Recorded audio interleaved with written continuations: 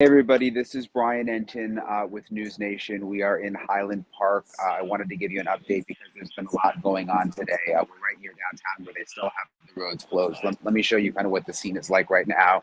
This is the main drag that goes through downtown Highland Park. And you can see that the police are still out here. FBI is still out here. And we're told this afternoon they're going to start letting people and families come out and get their things that they left behind. That's been one of the sort of most disturbing things for me being out here the last couple of days is how everything has just looked sort of frozen in time because all of the families who were here and had their coolers and their chairs and their thermoses and their lunch boxes, they all ran for their lives when they heard the gunshots. And so they left everything behind. Some people left their cell phones behind, and this is like thousands of people who left stuff behind. So a lot of people are going to come back to claim their items today, which will obviously be really emotional for them. And some families have told us that they're just not even ready to do it. They're just going to leave their stuff here because they don't want to come back and sort of have to relive what they went through. I want to give you a quick update on what happened today in court with the shooter. He's officially been charged with 7 counts of murder. He was granted no bond, so he won't be getting out of jail, which is really no surprise.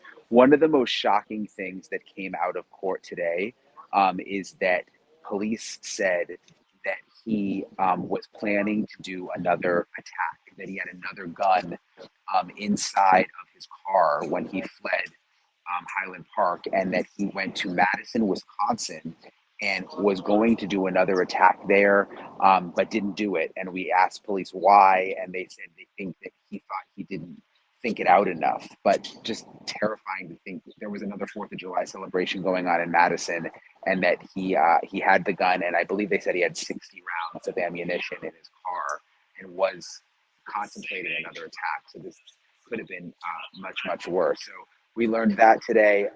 We also learned something interesting. I've been reporting for the past couple of days that he left his rifle behind here because he had a couple of guns. He left one rifle behind here after the attack here in Highland Park, and that that is how the ATF traced it and were able to figure out his identity because he was, he was in women's clothing. Well, we learned today that he didn't intentionally leave the rifle. I guess he put it in the bag and then it fell out. So that was interesting. Another interesting thing covering courts that I found interesting was his lawyer today wants off the case, was in the courtroom today or was on Zoom, but said that he has a conflict and that he no longer wants to represent him, and said that the public defender would be taking over. So I'm going to get to your questions. So start, if you don't mind, either on Twitter or YouTube, send in your questions. I'm going to get to those in a second.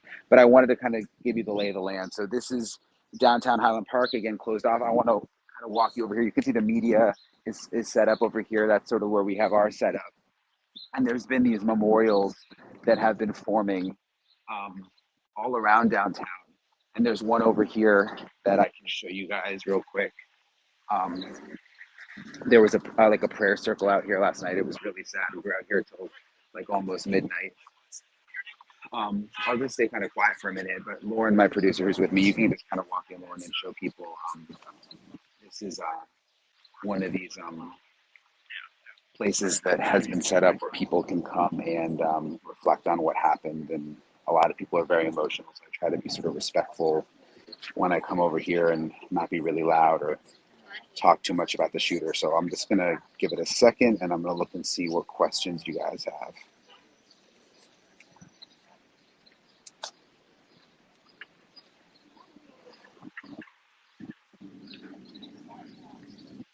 Let's see, I'm pulling up Twitter now.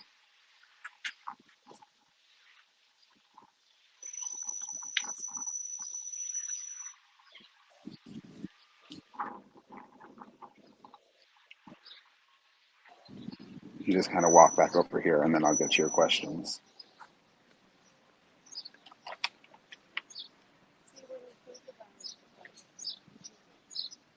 So some people are asking about the witness that police are looking for. This is kind of interesting. There was this witness who saw the shooter at the parade drop something in a blanket. I believe that's sorry. I don't want to disturb. Am I okay here? Okay.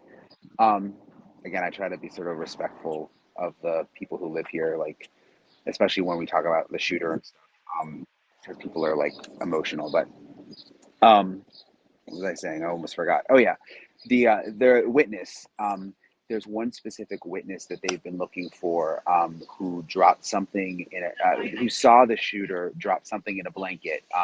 And they were very specific with the media yesterday, saying that they wanted that person, they believe the woman, to come forward. They saw her on surveillance video, and they want to know more about what she saw. As of late this morning, they said they still had not heard from her. So obviously, if you know that person, call the police or the FBI. So Sue is asking, did he say why he did it? No, they still don't have a motive, but they are saying that he confessed. That's also something new that came out today, that he did confess, that they interviewed him after they got him into custody, and that he admitted to doing it, but they said they still don't have a motive. Something else interesting, was it the number 47, Lauren? Is that the number 47 they said the shooter is obsessed with? And then something to do with the music he listened to. And if you think about July 4th, that would be 7/4. So that's all really, really strange. And if you look at his online videos, I mean, he's clearly very disturbed, obsessed with violence. If you saw my story yesterday, there's like a very strange painting he put on the side of his parents' house of a figure with a rifle. So let me see what else we got. Oh, there's a train that's about to go by. There's this commuter train right here, so it might get loud for a minute. Well, you want to move back a little bit? Oh yeah. Let me just see real quick. What were the weapons? Raina is asking, what were the weapons? So we know that he bought 5 guns over the last year, 2 rifles, a shotgun, and a couple of pistols, I'm told. But what's interesting, which is what we're digging into for tonight on NewsNation, which starts at 5 o'clock Eastern, is this red flag law here, how he got around all of this. He was able to legally purchase these guns. He passed 4 background checks, which is all sort of shocking when you look into his history. In 2019, police were called to the house for attempted suicide. And then they were also called there because they say a family member called them and said that he said, quote, he was going to kill everyone, and had this extensive knife collection, which the police took away for 2 weeks. So we're trying to figure out how he managed to pass those background checks. And again, sorry, the train's coming. Let's see what other questions we have.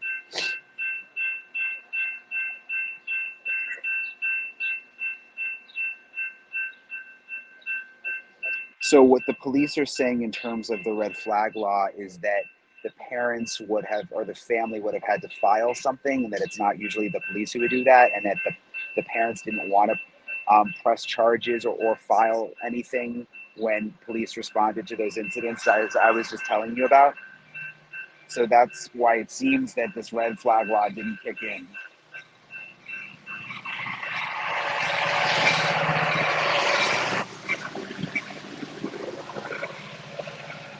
So I'm just going to wait for the train to go by for a second.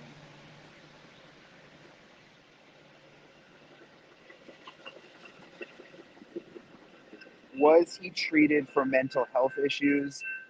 So we don't really know the answer to that, but it does appear he had mental health issues. All the people we talked to who knew the shooter said that he seemed troubled. I interviewed one of his classmates yesterday who said that he was a troublemaker in school, that he would get in fights with the teachers, that he abruptly dropped out of high school to pursue this music career, and that people didn't think he was necessarily violent, but thought that he was very, very troubled, and they used the word disturbed a lot.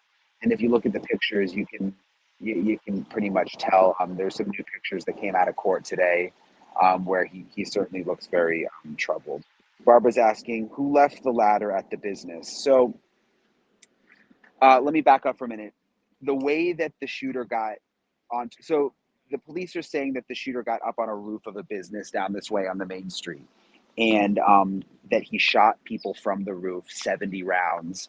And the way he got on the roof was there was an unsecured ladder next to the business that he used to get up on the roof. So Barbara's question is, who left the ladder at the business? We don't know. I mean, I don't know that it was a like a ladder, like a temporary ladder. It may have we haven't been allowed to go down there, so I haven't been able to see it. It may have just been one of those fire escape ladders. But I mean, bottom line is, I mean, there's ways to get on roofs all the time. I mean, I can't. It's not really the person's fault, I don't think. What did you hear, Lauren? It was kind of common knowledge That there that was there this was a ladder. ladder and kids would go up there. Okay, so yeah, Lauren heard that that people knew about this ladder and that kids would get up on the roof too. It's kind of interesting. I hadn't heard.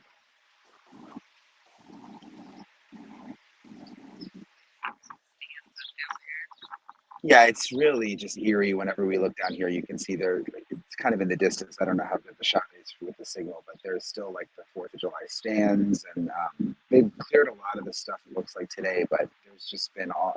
Again, it just has looked frozen in time. Rochelle's asking, "Do you know his demeanor during the interview?"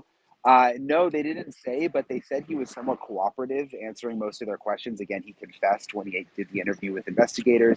They also said that we asked if the parents are being cooperative, and they said they wouldn't say the level of cooperation, which is interesting. They said we're not going to discuss the level of cooperation, but we're trying to get everyone to cooperate. They kind of dodged that question. We also asked this morning the prosecutor, could the parents somehow be charged? Is that a possibility? And he also would not really go into detail on that. He didn't say yes or no to that question, which I thought was interesting. Um, so just looking here, see what else you guys have to ask.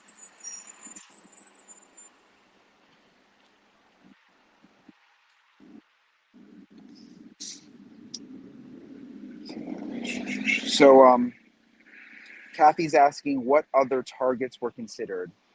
So what we know is that, according to police today, which this is new, that he drove to Madison, Wisconsin after carrying out the attack here in Illinois, and he considered a target there. There was a Fourth of July event there. They don't know if that was definitely what he was considering, but they say they know that he was contemplating another attack there, and that he had another gun, another rifle in his car with him, and I believe they said 60 rounds of ammunition.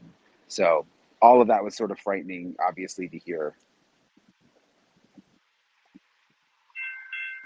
Got another train coming now. We'll back up a little bit just because this area is kind of busy with trains. But again, for those of you who are just joining, this is downtown Highland Park. There's a vigil here, and it's just this whole town is just. I mean, so sad right now.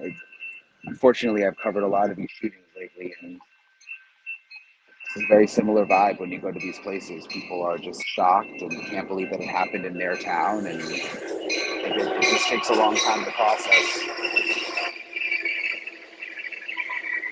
Another one of you is asking, can we get an update on the victims? So we know there's a number of people still in the hospital right now.